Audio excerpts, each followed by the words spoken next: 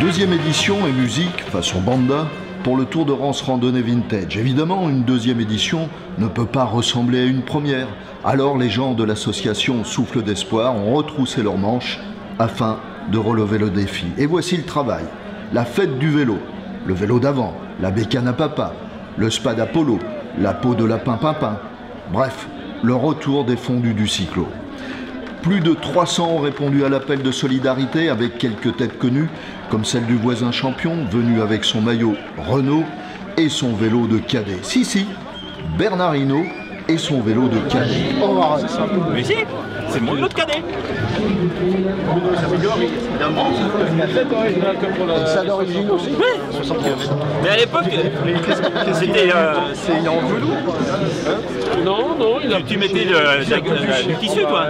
Et après, tu mettais de la gomme lac. C'était à vie. J'ai commencé à l'enlever, mais si je retrouve, je vais le refaire avec la gomme lac. Parce que j'ai encore de la gomme lac.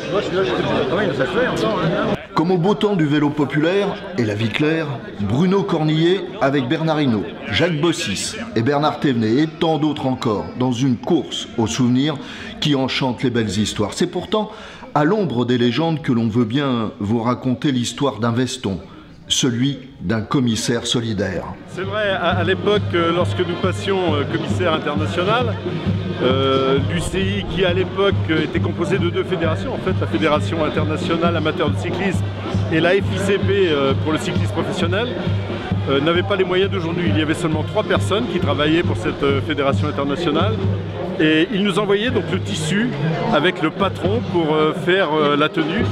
Et j'avais d'ailleurs eu du mal à trouver un tailleur sur la région de Dinan.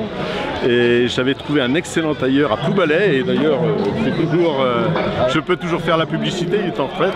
Et voilà, donc c'est un peu l'histoire de cette veste de commissaire international ici. Dis donc, mais la chemise aussi. Ah, la chemise aussi. La chemise aussi. Par contre, la chemise était fournie sans trouver de tailleur. C'était quand même un avantage.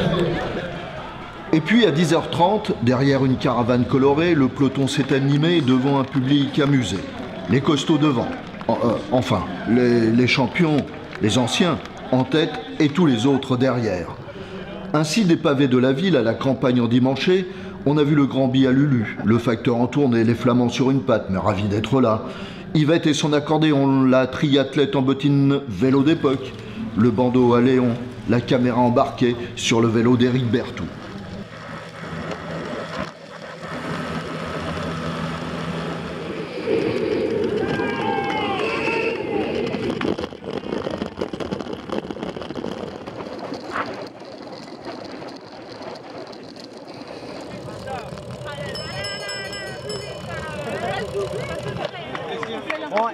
On y va parce qu'autrement...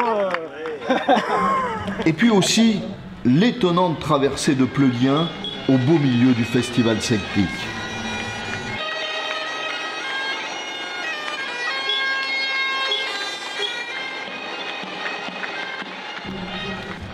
Les plus belles fêtes jamais ne s'entêtent.